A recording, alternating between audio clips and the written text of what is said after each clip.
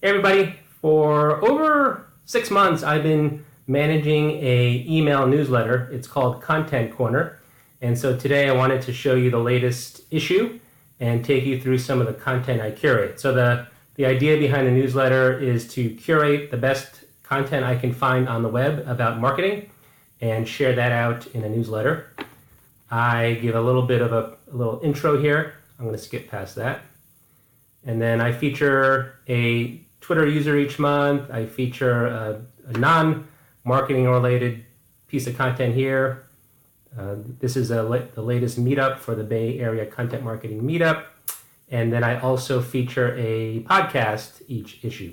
But what I want to cover now is the content that I curate, and that's here in the Around the Corner section. So this particular issue, which came out last week, I believe there's 5 pieces of content, so I'll show you each one. So the first one is from Ann Hanley on LinkedIn. Ann writes about why she writes. Ann's post rings true for me because a lot of the reasons she writes are the same reasons that I write. Of course, Ann is the author of a book called Everybody Writes, which was great.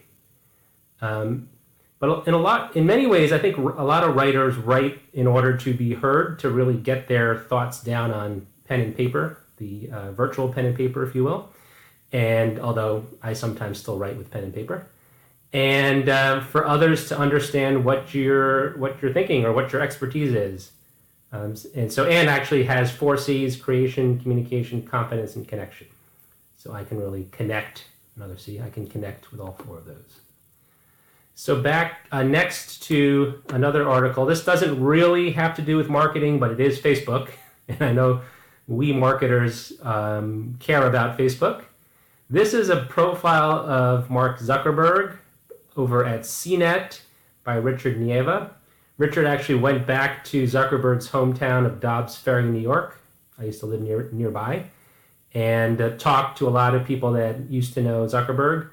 Here's a photo of Yuri Katayev, who is featured in the article as having some cut Zuck's hair back in the day. Interestingly, at the bottom of this article, you'll see that Zuckerberg's PR team has denied that he ever spoke to Katayev.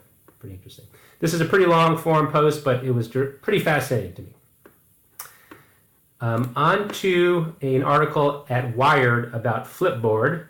So interestingly, Flipboard is kind of like the inverse of Facebook, if you will, in the sense that Facebook has been getting a lot of grief about its privacy, about the fake news that's happening there.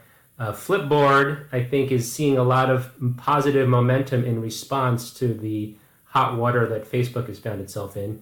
Facebook and many other technology companies, they raise their hands and say, content on my platform is, I can't control that, and I can't manage that. Flipboard is taking the opposite tact, which is we're going to use humans to curate content. We're going to use editorial judgment, and we are going to try to root out fake news and not show it to our readers.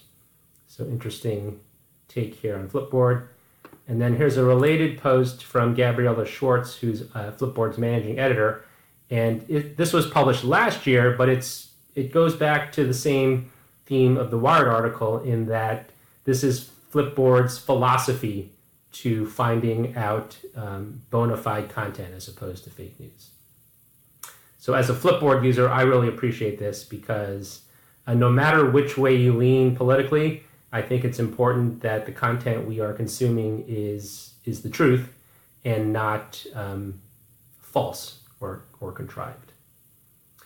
The last one, I usually don't plug my own content, but I did this time. This is a post about how to use Twitter Threads. You probably have possibly seen some related posts on LinkedIn about this, so I'm not going to go into it in too much detail, but it's a feature that's available on Twitter that allows you to group tweets together, and I'm somewhat obsessed with this feature right now. So back to the newsletter, I will drop a link, and if you are interested, you can subscribe. So one last look at it. Thank you for joining me today.